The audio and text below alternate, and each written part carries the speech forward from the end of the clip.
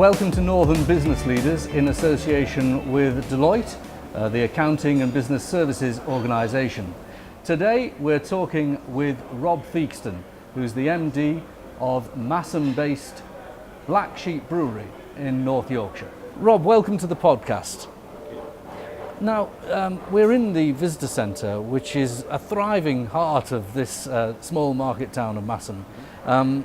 Clearly, you've decided to open it up to the world, to not just brew and distribute from here. What was the reason for that? Masham itself, we're heart of the Yorkshire Dales, bottom end of the Yorkshire Dales, as we always say. We get a lot of tourists through here. We're upwards of sort of 40,000 a year that we know of. It's a great place to come and spend time. There are a lot of good businesses around here, so having a visitor centre that we can get people in, expose them to our brand and what it is to be Black Sheep is absolutely vital. Black Sheep started back in '92. My father, after a fairly acrimonious departure from the previous business, which was Theakston's Brewery, decided that brewing was in the blood. That's what kind of got him going, and wanted to start another brewery. So we've always been, as a family, always been rooted in Masham. This is our home for about 14 generations, so we don't like to travel too far. And he thought, you know what, if we could set up a brewery here, this would be amazing.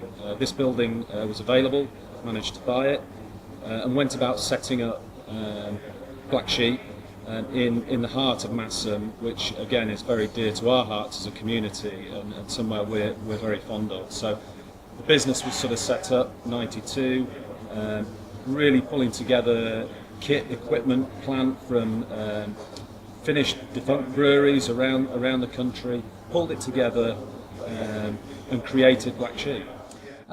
Now, you've gone from the new kid on the block, bit of an upstart, having a bit of family rivalry, a quirky start to business, to being now a respected and established part of the brewing infrastructure of this north of England. What is the difference between doing business as an upstart disruptor and doing business now as a respected part of the establishment? Or do you reject the premise of that question? I do a little bit. I think it's ultimately we brew beer. When you're starting out on a journey, certainly with brewing beer, it's such an emotive product. Everybody has a view on brewing beer. So we kind of set out, probably at the time, '92, there was only about 300 breweries in the UK at the time, led by the big boys. They were dominating the market. So it's very easy to have a free license as a business in those days. You can be a little bit more maverick, you can be a bit more fleet of foot, you can attack the market in different ways. As that changes and grows and you mature as a business, I think it becomes increasingly difficult to keep that edge, to keep that sort of being at the forefront of the market. So our challenge now, as you mature as a business, is to actually ask those core questions. What can we change? What can we evolve? How do we become all things to all people? Having products, the right kind of products for every particular sector of the market, and making sure that we as Black Sheep produce high quality beer to the best of our ability that people can enjoy. Well, I enjoy it. It's my staple whenever I go into a pub. And throughout the north of England, you can barely go into a pub without seeing it on the pump, which is obviously one of the most important things. It is almost ubiquitous in the north. Do you feel that you've managed to serve the northern beer drinker in the way you'd wish? Yeah, I wouldn't say we are ubiquitous. I think that's the greatest challenge. You know, there are lots of places we don't sell beer.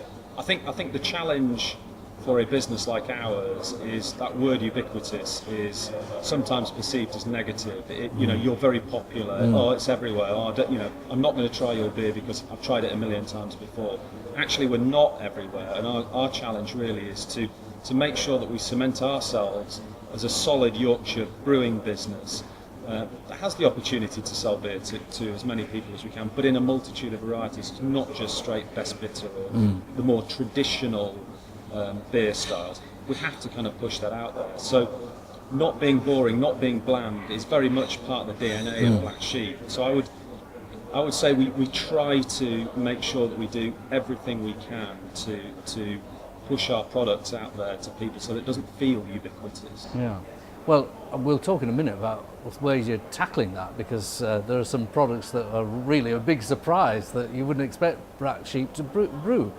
But first, you were talking about Yorkshire, and this area of Yorkshire is right at the heart of your DNA, really, isn't it? It's what you're about.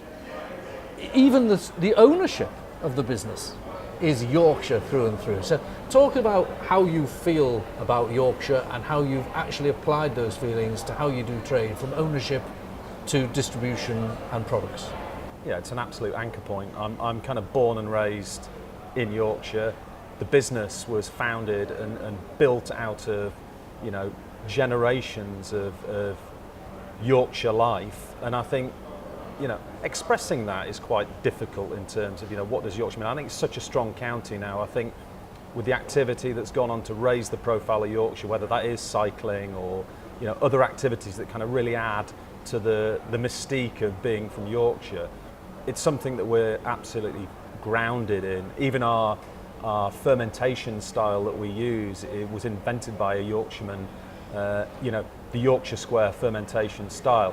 It gives us the absolute DNA of being from Yorkshire. So whether that comes through in the products, that's a difficult one to tell. It's just a product of being where we are and based where we are. So, but they're absolutely vital to what we do, and how we kind of push ourselves and perceive the brand as well as we push that out there. So, we've used it in our touch points with people when you're out there in the pubs, etc.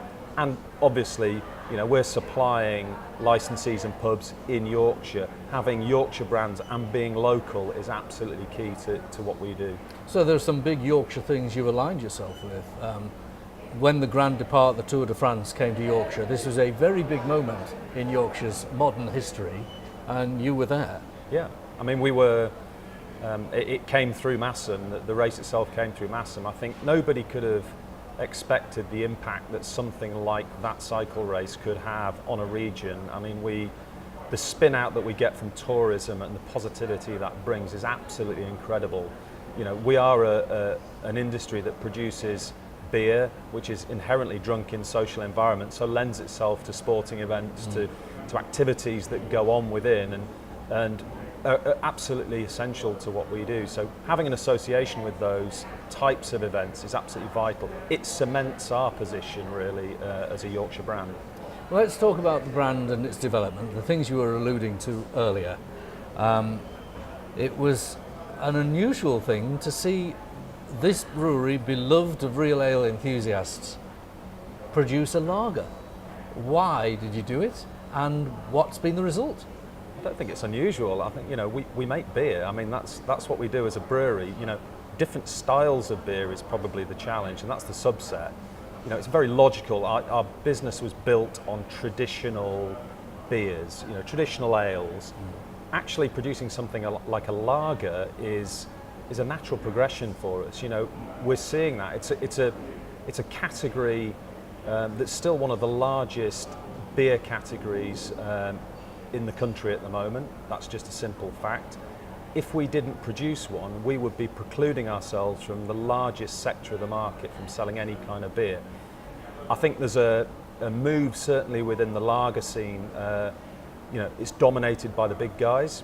They produce good lagers, but actually that craft scene is developing in there. And what you're seeing is a lot of the smaller beer producers creating a lager that can compete both in flavour and reach, and actually having the ability to then add to our offer on the bar. So you can have a Black Sheep Best Bitter, but you can also have a lager. Categorisation and the move into different categories absolutely vital to us as a business going forward.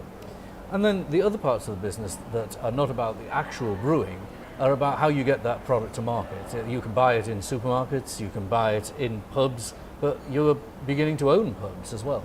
Yeah, that's a big departure for us, and it's another natural step. It's a very common thing for brewers to own pubs. It was a model that we didn't partake in for the first 23-4 years of our life, but certainly over the last couple of years we've been focused quite hard on growing that in to our business. Getting that retail margin, getting the ability to control your product out there, getting your messages across in almost satellite businesses is absolutely vital, and something that we wholeheartedly went for. So yeah, the addition of York Brewery and its pubs on the just pre-Christmas was a natural step for us and one that we took advantage of. So you bought another brewery, which has a modest brewing capacity. Presumably you're going to use that to brew modest amounts and get them out there as niche products. Yeah, not necessarily niche. I mean, the York beers are renowned beers. York Guzzler, great beers, really driven around the York region. It's another opportunity for us to get multiple products on a bar as well at the same time. Great beers into the local area and supporting what is a fantastic business in itself. And then the other issue is getting these products to the market. You at the moment you're in the middle of an investment program, I understand, so that not only are you manufacturing the liquid, but you're bottling it too. Well, we're looking to bottle it. Our greatest challenge at the moment is that we can only really produce and put beer into casks, the traditional 9-gallon cask. In this market where we've seen the number of products that we need to produce exponentially grow over the last 2 years, that puts cost pressure on the business. We're having to subcontract that out. That has a cost implication to our business. We're always looking at efficiency. We've got to run leaner, we've got to run smarter. So the introduction and development and the investment in a packaging line for us that will allow us to put beer into cans, bottles, kegs, mini kegs, all the products you see on the supermarket shelf or out there in the pubs, has to be a natural route for us and a bit of a no-brainer really. So that's what we're focused on at the moment. We're looking at a 12-month project, £2 million investment, creating 7 jobs in the Yorkshire region, which is absolutely vital, and supporting the community, which we value hugely. Let's turn to the family. You started the interview today talking about how your dad founded the business, and how did you get into this business? It wasn't just being the son of the founder, was it? No, we're a PLC. There is no God-given right to get into this business. You've got to work hard and earn your stripes. I did agriculture actually as a degree. If I'd been sharp enough, I'd have probably been a vet. I did the wrong A-levels, but that's another story altogether. But actually, for me, the brewery was started in being put together, certainly in around 1990. I'd left college and you're kind of umming and ahhing. We were pretty cheap labour, myself and my brothers, in the business, so we got drafted in. And brewing's funny, it kind of gets in under your skin, it gets in your blood. It is in our blood, but it certainly magnifies itself in there when you're involved in it. I think over time I kind of realised that, do you know what, I actually quite enjoy this. So, classically in the brewing industry, we're a very social bunch.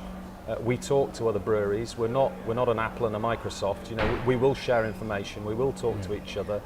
And actually, what that means is you can have a conversation with another brewer and say, look, there's a guy here who wants to come and work for you. Is that possible? They would say yes. So I went off and did what would probably be described as a brewing apprenticeship in itself. Went off and worked for Shepherd Neame, beer cellar in London, selling beer, brewing beer. I worked at Carlsberg Tetley for 2 years on shift brewing. Learn how the big guys do it, the smaller guys do it, really get your grounding, whilst coming back into this business in between those times, out on the drays, putting beer in casks, getting my HGV licenses, the broad kind of grounding, so that when you come back into the business, people can't turn around to you and say, well, you've just dropped in here and you know nothing. You've put a shift in, you've earned your stripes in that sense. And that's what I did. And it was a vitally important, I wouldn't change it for the world, a vitally important part of what I did. So you could actually, if you needed to, turn your hand to looking after the actual brewing vessels, or you could drive the barrels to the pub. I could give that a go, yeah. I think that's important. Now, you were joint MD with your dad for a period. Come on, honestly, what was that like? My dad is an incredibly, I'm trying to pick the right words, balanced, calm person. I could probably tell you tales, it was terrible, we did this, we battled constantly. We didn't really. My dad recognised the need that this was a transition, understood that, transferring that role and that job to me was a process that we had to go through that needed to be positively supported, and he was fantastic at that actually. And even now, as he's sort of stepped back from that joint MD role and he's now sort of pretty much fully retired, and he's still supportive, he's still there, but very much hands off, lets us get on with it, and recognises that. So I can't tell you any dirty secrets or stories, but for me it was a good process. It was well thought out. We planned it well, so we talked about it, laid a structured plan for it, and I think that was key fundamentally. And he went from running it to being chairman, but then as he retired, you brought in somebody as the chairman, Andy Slee. Yep. From outside the family. First, how did you find him? And second, how easygoing was that? Yeah, again, we are a PLC. We have to be bound by corporate governance rules. Moving from a managing director to being chairman isn't necessarily what you should do. But actually, in the interest of Black Sheep, we are a little bit of a hybrid in that sense. The family DNA runs strong, and it's what we're built on. So we felt that was okay for that time period, but when certainly my father decided that it was time to kind of step back, Andy, who's ex-Punch, run a number of retail outlets out there. That retail experience was something that we felt we needed, but he's such a calm, level-headed guy. Actually, he spends a lot of time dealing with politicians in Westminster, so you've kind of got to be a cross between the UN and a chairman, UN ambassador in that. So his move to becoming chairman was a very natural one. For me, actually, having a non-family member as your chairman is probably better. It's an easier relationship to have. You can have a much more direct relationship. You avoid that sort of confrontation with kind of bells and whistles on it if it's a family member, and it just allows you to be more direct. And actually, for me, it's a bit of a breath of fresh air, to be honest. Now, you've talked about being a PLC. You also have a decent sized staff here. Obviously, that means as MD, you've got lots of different competitions on your time and on who is your priority. Is it the shareholders? Is it the staff? Or is it the customer? The person who goes in the pub and has to pay for the pint? Who is your customer, Rob? I think it's all of the above, actually. In varying degrees of influence at any particular one moment.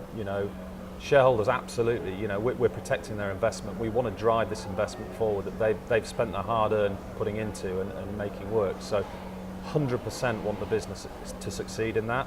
That only succeeds if you've got customers. So looking after your customers, making sure they're right, and selling your beer and presenting it in the best way possible is vital. And the only reason you can make it or get it there is because you've got employees, and making sure they're happy, they're focused on the job that they're doing is absolutely key as well. So all of the above really in equal measure. And it's probably a fair point to say, because people listening to this may, as you've used the word PLC and I've talked about shareholders with you, may think we're talking about a more traditional PLC. But in this case, the shareholders tend to be local, they might be beer drinkers, they might be staff, so the shareholders might be all of the above too. This is not the usual PLC we're talking about. It is in its rawest terms, but in terms of the way the shareholders approach the business, it's very much a family feel. They feel part of that. They invested in my father and his vision for what he wanted, and turning away from the big boys when Scottish and Newcastle took Theakston. It was very much a David and Goliath thing. They invested in that. A lot of our shareholders are day one shareholders. A lot of very small shareholders, but as important as the bigger shareholders. But they're all passionate. They all care about this brand and what it represents and what it can be. So they're very supportive actually underneath that in the main, and actually help actually in the day-to-day. When we get them together at the AGM, yes, the lure of free beer at an AGM has got to be a positive one, but ultimately they're supportive. They're there for us. Let's talk about alcohol in the drinks industry in the round. I pulled off the health stats from the NHS, and it's sort of, I suppose, where government is. They like to talk about alcohol as being a bad thing, and you get things like the number of hospital admissions due to alcohol being, third of a million. But then you see that the government's own propaganda, for want of a better word, is discouraging drinking, and actually drinking is going down. Only 58% of adults drank alcohol in the last week, according to recent data. and alcohol consumption is going down by about 1% a year. Is this something that you take due cognizance of, the patterns to do with health and to do with the way the general public consume alcohol? Has it changed in the 25 years? Yeah, I think if you went back sort of 20, 30 years, alcohol was certainly in a higher consumption in those days. I think more people nowadays are more health aware. I think they're more balanced in terms of what they do with their time. Yes, we have to be a responsible business. We will push messages about drink responsibly, those sorts of things. But people are naturally, by way of the messaging that's coming through, managing their alcohol consumption. But it's something that we're acutely aware of and try and manage accordingly. So things like low alcohol, no alcohol beers. They're talking of that being 300 million in the next 10 years in value terms. That's a sector of the market that we want to play in. There's no duty on alcohol-free beer. It's still retailing at the same price. We pay a lot in duty to the government each year. That's of interest to me as a business. If we can make money out of that, then 100%. And be socially responsible, 100% need to be. Most of our beers are low alcohol, so a standard best bitters 3.8 compared to a bottle of wine at 15, 16, 17%. It's a more socially responsible drink in that sense, in moderation. So we'll always be looking for opportunities and angles within that, but making sure that we're responding to the market. The generations that are coming through now aren't drinking. It's a simple fact. We've got to find ways to engage with them and make sure that responsibly we can keep our message going and our product and our business going. Well, this is the fermenting room. Yeah. This is the engine room of a brewery. This is the moment where we turn a sugary kind of liquid into an alcoholic beverage. So these are traditional Yorkshire Square fermenting vessels, and before you say it, I know they're round. That was an adaptation that we made, easier to clean. Squares have corners. Traditionally, because they were made out of stone, slate, you needed square sections of them in order to put them together, whereas stainless steel allows you to make and create a more rounded version of it. So these are the classic Yorkshire Squares. These came from Hartley's in Ulverston, which is now deceased as a brewery, made out of Welsh slate, very traditional, a cracking vessel, but very difficult to maintain temperatures in. Temperatures in brewing are very, very key. Okay, well let's conclude with a quick fire round about you and your working life and your work-life balance and so on. What's your working day like? What time do you get up in the morning? I'm quite lazy, and I'm lucky that my kids are at school in Massam, so I'm a sort of 7:30 to 8 o'clock rise, which is quite late, I think, for most. Yes. And what does the working day? Do you take the kids to school, then come in, or? No, my wife takes the kids to school in the main. I'll be in at sort of 9, catching up with people. In my role, there's a lot of people management, catching up on the dreaded emails, making sure you're knocking things over, meetings, usual kind of fare within a day. Are you on the road a lot, meeting? More and more so now that we've got York Brewery. I'll be down there, try to get in if it's once a week or twice. Once every 2 weeks, then absolutely try and get down there. And yeah, pulled more and more around the country for various things, whether it's industry things or what have you. So, all right. How much sleep do you get diverse. a night? Plenty. Right. What exercise do you do in a week? I play five-a-side football, which hurts me more and more as I get older, and I try and bike a bit as well. So I've got my turbo trainer out in preparation for the summer cycling season, so I'm one of those folks that get dressed up in lycra. Okay. What couldn't you live without? What couldn't you live without? My family. Your family. Who inspires you? That's a good question. I wouldn't have anyone specific that inspires me, but certainly when you see, when I watch any kind of sporting event or something, when you see someone kind of going that extra mile or achieving something, I do get a bit teary over that sort of thing. So the sports tears can kind of come. So that does inspire. anyone that kind of achieves something that they didn't think was possible, those sorts of things inspire me. But no one specific. I'm not a sort of Muhammad Ali or someone like that. What book did you last read? I don't really read. I'm terrible at reading. I should do more and more, but it was probably a Clive Cussler about Right. 2 years ago. And what is your favourite drink that isn't Black Sheep product? That's not a Black Sheep product.